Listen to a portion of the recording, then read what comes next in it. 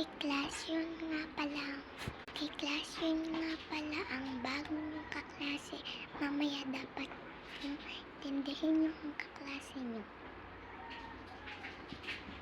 Sino yun? Hi classmate. Ha? Ha? Sino yan? Siguro mapangit ang ano yan, yung mga mukha kasi yan naman din nagmana dyan sa mom niya kasi anak niya daw yun.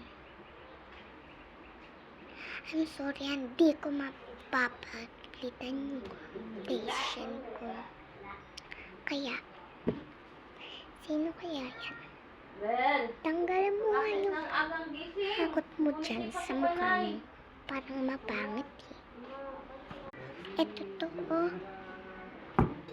Ang pangit mo naman. Doon ka nga sa iba at huwag ka nga dito. Sorry naman. Ano lang naman kasi to? Kainis ba kayo? Kala nyo makakasali din ako sa party kasi mayaman kami. Hindi katulad nyo.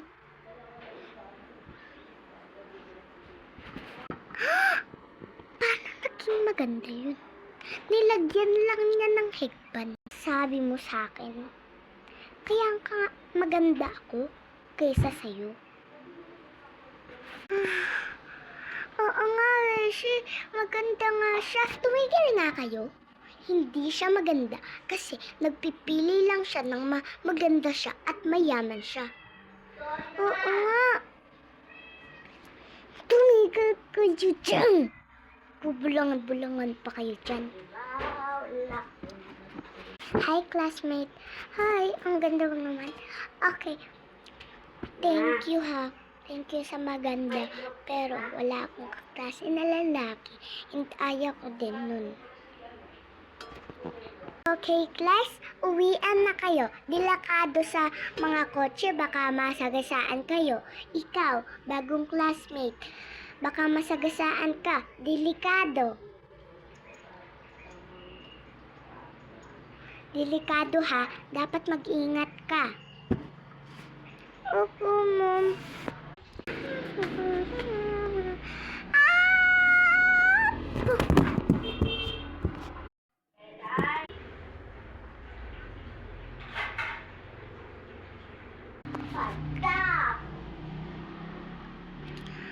Hi, nasaan pala si Lisa sa party? Hindi ko po alam, ma'am.